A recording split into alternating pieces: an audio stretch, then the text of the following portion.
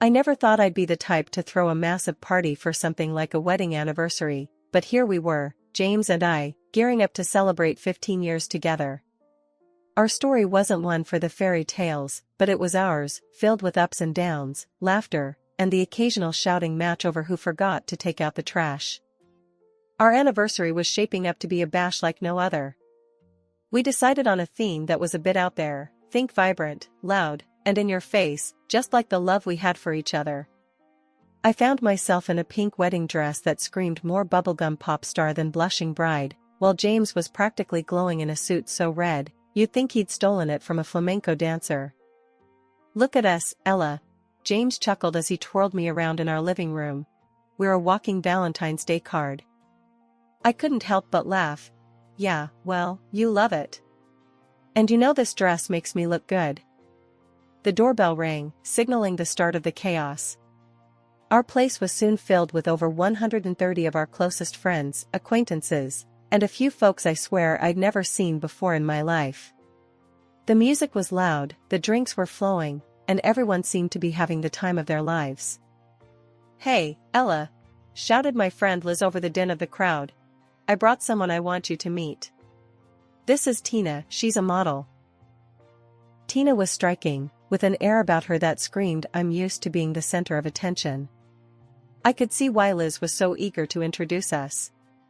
"Nice to meet you," I said, offering a smile that I hoped didn't look too strained. "The pleasure's all mine," Tina replied, her eyes scanning the room until they landed on James. "And who's this dashing gentleman?" Before I could answer, James slid up beside me, his arm wrapping around my waist. "I'm the lucky guy who gets to call Ella my wife." "And you are?" "Tina," she said, her smile a little too friendly for my liking. I noticed the way James's gaze lingered on her a bit too long, but I brushed it off. Jealousy wasn't a good look on me, and besides, James was just being polite, right? As the night went on, I found myself watching them from across the room.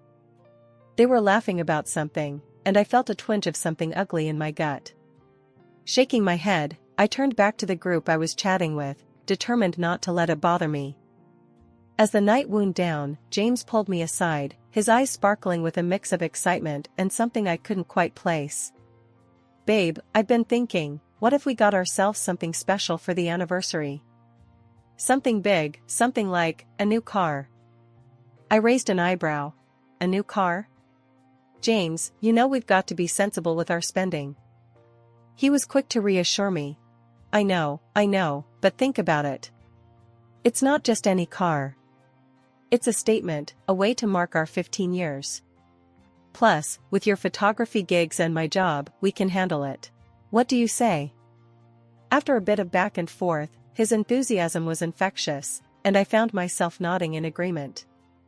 "Okay, let's do it. But you owe me big time for this," I said, half joking. The weeks after our anniversary bash flew by in a blur of work and routine, but something was off. James's late nights at the office started stacking up like unpaid bills. "Working late again?" I'd ask over the phone, trying not to let the skepticism seep into my voice. "Yeah, babe, you know how it is.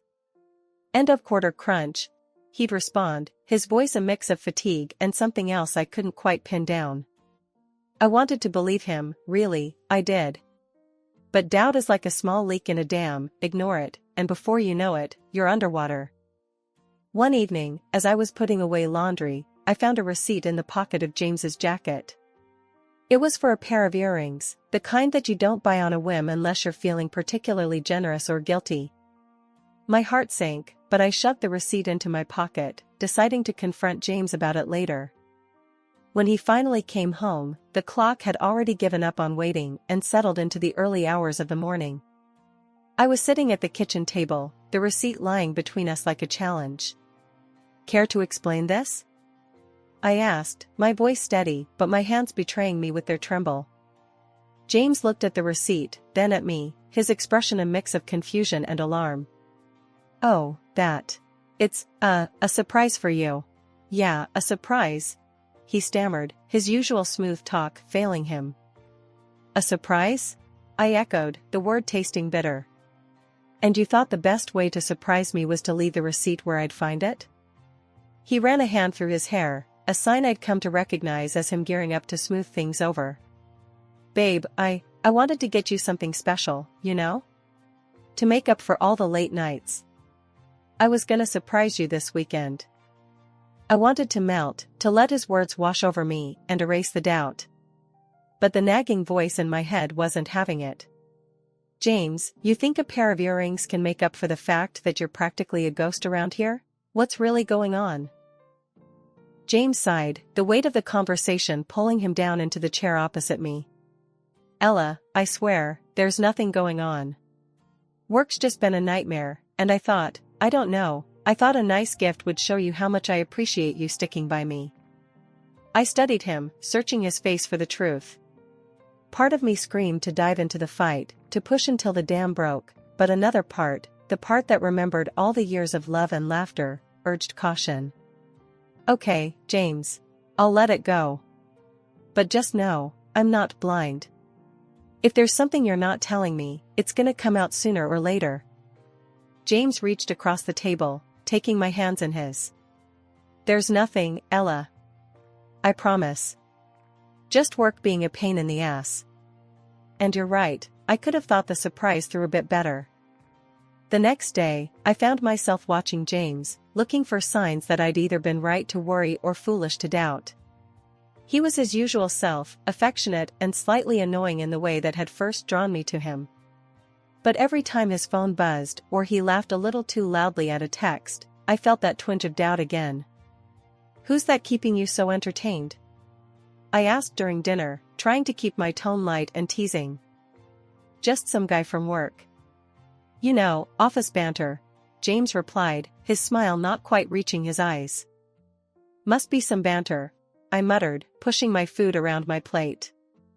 James put his phone down, his face serious. Ella, look at me. I love you. You're the only one. These late nights, the stress, it's all for us. For our future. Can you just trust me on this? I looked into his eyes, searching for the reassurance I so desperately needed. I'm trying, James. I really am. But it's hard when it feels like you're miles away even when you're right here. Coming home to an empty house wasn't new, James's late returns had set a precedent. But this silence was different, oppressive, echoing off the walls with a cold finality that sent a chill down my spine. The usual clutter of James's daily life was gone. His shoes weren't tossed haphazardly by the door, his coat wasn't draped over the chair, and the faint scent of his cologne had vanished into thin air. Panic set in, a gnawing, relentless beast that clawed at my chest. I called his phone, each ring slicing a bit deeper into my hope. Then he picked up, and his voice, once the sound of comfort, was now a harbinger of dread. James, where the hell are you? What's going on? I demanded, my voice a mix of fear and anger. Ella, he began, his tone casual, almost nonchalant. I'm glad you called. Saves me the trouble of explaining later. Explaining what? My heart raced, each beat a loud drum against my ribcage. I'm leaving, Ella. I've left, actually. Do you remember Tina? I fell in love with her like a boy. It's better this way. His words were a punch to the gut, leaving me gasping for air. Better? You think destroying our life is better? He sighed, a sound of irritation rather than remorse. Don't make this harder than it needs to be, Ella. It's done. I'm with her now. She's pregnant. Pregnant? The world tilted, a sickening spin that had me reaching for the back of a chair. And you think that justifies this? What about us, James? What about everything we've built together? Ella, we've drifted apart. You know it as well as I do. This is just the final step. I've moved on. You should too. His coldness was a blade, each word twisting deeper. And what about our debts of $700,000? The car? The house? You're just going to leave me with all that? There was a pause, a moment of silence that spoke volumes. I took the car. Consider it a parting gift. As for the rest, well, you'll figure it out. You always do. A parting gift? I echoed, incredulity painting my words. You cheat, you leave, and you steal from me, and that's your idea of a gift? Look, Ella, I didn't answer you to argue. Just, take care of the paperwork, will you? Make it easy for both of us. The callousness in his voice was the final straw. Easy? You want easy, James? There's nothing easy about betrayal. You'll get what's coming to you, I promise that. He laughed, a sound so foreign and cruel. Always the dramatic one, Ella. Take care of yourself. Goodbye. The line went dead, a stark end to 15 years of love, laughter, and shared dreams. I stood there, phone in hand, a storm of emotions raging within. Anger, betrayal, sorrow, they all melded into a fierce resolve. After James dropped that bomb on me and vanished, leaving nothing but his shadow and a pile of broken promises, I found myself staring at the divorce papers he left behind. They were just sitting there on the kitchen table, as if mocking me. With a heavy heart and hands that couldn't stop shaking, I signed them. Took those papers to court like I was delivering my own heart in a box. That betrayal, it did something to me. I couldn't work, couldn't think straight. All I did was sit around, trapped in my own head with thoughts that ran in circles like rats in a maze. It was like my body just gave up on me, couldn't handle the stress of it all. Before I knew it, I was knocked flat with some serious illness. Needed surgery and everything. Thank the stars for insurance, 'cause it covered everything. Without it, I'd have been sunk deeper into a hole I couldn't claw out of. My folks, bless them, they didn't know at first. But when they found out, they came rushing over. Didn't matter that we hadn't been talking much or that they had their own pile of troubles. They just showed up. My mom and dad, taking turns caring for me, making sure I ate something, and keeping the house from falling apart around me. When they found out what James had done, the air got thick with anger and worry. But they were there for me, through and through. Can't believe that snake, my dad muttered one day, his voice low but filled with a fury I hadn't heard in years. Leaving you like this, in such a mess. My mom, always the softer one, would just hold me close. We're here, baby. We're gonna get through this together, she'd say, her words a balm on my broken heart. I was drowning in gratitude for them.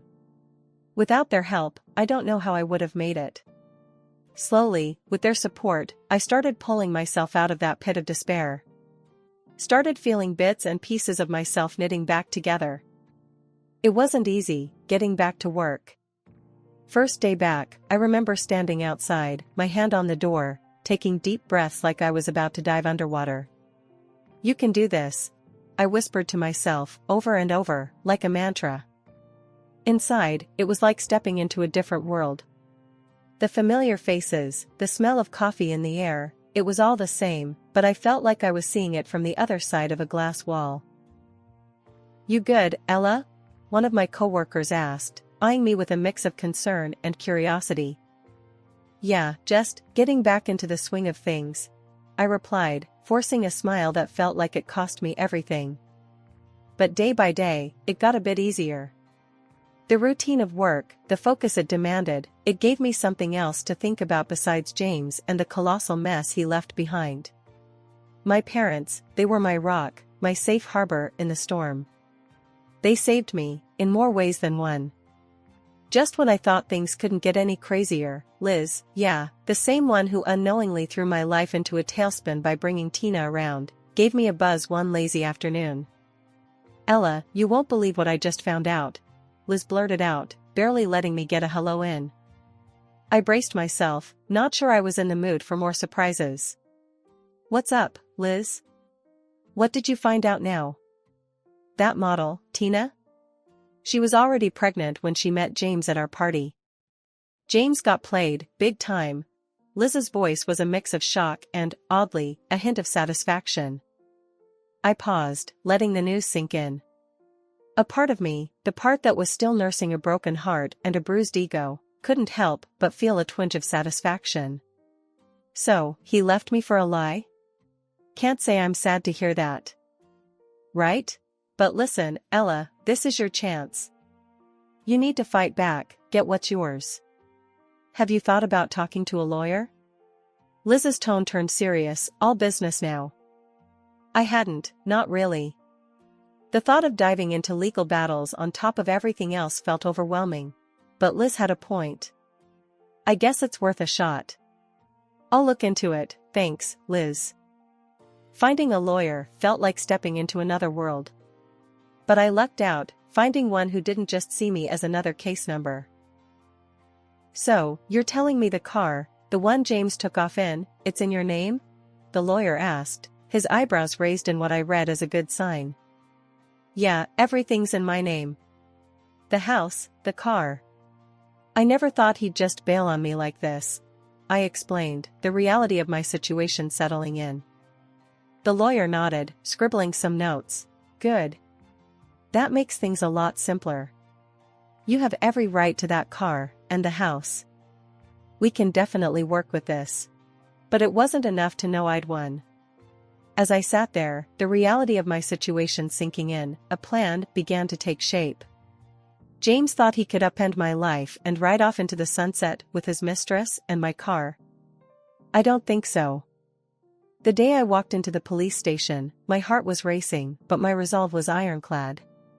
I never thought I'd file a report against James, but here I was, reporting the car he stole, the car that legally belonged to me. It felt surreal, like a scene from a movie I never wanted to star in. Yet, there was a sense of righteousness in taking this step, a declaration that I wasn't going to be a victim of his selfishness any longer. Weeks passed in a blur after that. I found solace in my work and the support of my friends and family, slowly rebuilding the life James had tried to tear down. Then, out of the blue, my phone rang. Seeing James's name flash on the screen sent a jolt of surprise through me. Ella, please, you have to help me. James's voice was frantic, a stark contrast to the cool detachment he'd shown during our last conversation. Help you? I echoed, my voice cold. Why on earth would I do that? I've been arrested, Ella. For stealing the car. Your car. They're saying it's Grand Theft Auto. You have to withdraw your claim. Please, I'm begging you. He pleaded, desperation seeping through every word. The news hit me with a mix of shock and, I'll admit, a tinge of satisfaction. You want me to bail you out? After everything you've done? I asked, incredulous. Ella, I'm sorry. I know I messed up, but this is serious. I could go to jail, he said, his voice breaking. That's the point, James. Actions have consequences. You chose to leave, to steal from me, and now you face the music, I replied, my decision firm. There was a pause, and I could almost hear him scrambling for words. Ella, please. I didn't think it would come to this. That's always been your problem, James. You never think things through, I said, the months of frustration and heartache boiling down to this moment of clarity. Before I hung up, there was one more thing I needed him to know. Oh, and James? Your precious Tina was already pregnant at our anniversary. Not with your child, but nice try. You played yourself. Silence. The kind that screams louder than words ever could. I knew I had him. The realization, the truth of his situation and the lies he'd been living, finally hitting home. James tried to speak, to respond, but nothing came out. I didn't need to hear his excuses or his apologies anymore. I had said my piece. The courtroom was chilly, a stark contrast to the heat of the emotions bubbling inside me. I sat there, back straight, heart pounding, as the judge flipped through the documents laid out before him. James sat across the room, his lawyer whispering in his ear, but the cocky assurance he once carried like a cloak had vanished. Now, he looked smaller somehow, diminished. Mrs. Carter, you've brought forth charges of theft against Mr. James Carter, alleging he unlawfully took possession of a vehicle registered in your name, is that correct? The judge asked, his voice carrying through the silent courtroom. Yes, Your Honor. That's correct, I replied, my voice steady, despite the tremor I felt inside. James's lawyer stood up, a sleek man with a too-sharp suit and a too-smooth voice. Your Honor, Mr. Carter maintains that this was a misunderstanding. The vehicle in question was a family asset, and he believed he had every right to its use. The judge nodded, seemingly unimpressed. Mr. Carter, do you have any documents to prove your claim to the vehicle? James shifted uncomfortably in his seat. No, Your Honor. But nothing. I cut in before I could stop myself. The car was mine. Registered in my name, paid for with my money. He took it without my consent. That's theft.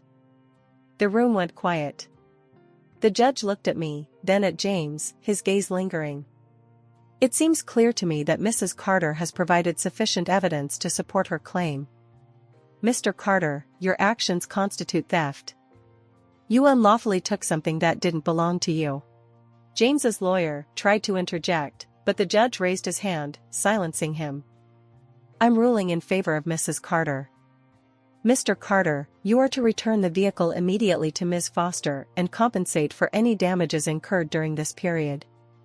Furthermore, you will pay a fine for the unlawful possession of the vehicle. James looked like he'd been slapped. He turned to me, his eyes pleading. Ella, please. I shook my head, cutting him off. Justice, James. That's all I wanted. You can't just take what you want without consequences. The judge banged his gavel, marking the end of the proceedings. Court is adjourned. As I walked out of the courtroom, a weight lifted off my shoulders. It wasn't just about the car or the money. It was about standing up for myself, about showing James, and maybe even myself, that I wasn't someone who could be walked over. I had fought for my rights, and I had won. I turned my phone on, messages and calls flooding in. Friends, family, even co-workers who'd heard about the trial were reaching out, their words a mix of congratulations and relief. I smiled, typing out replies, feeling a sense of community and support I hadn't realized was there. Justice served, huh? Liz's text popped up, a smiley face at the end. Yeah, justice served. I replied, a smile spreading across my face. After everything settled down from the trial, my life took a turn I never expected. It was like I finally woke up from a long, bad dream and decided I wasn't going to spend one more minute stuck in the past. I let go of all the pain and anger that James had caused me. It wasn't easy, but day by day, I felt lighter, more myself. I heard through the grapevine that James's life took a nosedive after the trial. His reputation was shot, and he got canned from his job. Turns out, word gets around fast, and no one wanted to hire a guy known for pulling the kind of stunt he did.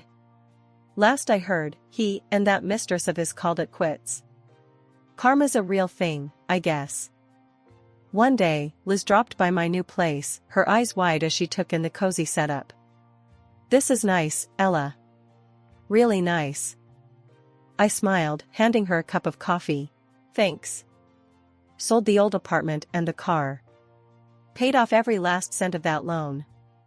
It's like I'm starting fresh, you know? Liz nodded, sipping her coffee. And the mortgage? Way more manageable. Got myself a sweet deal on this place. It's smaller but just what I need.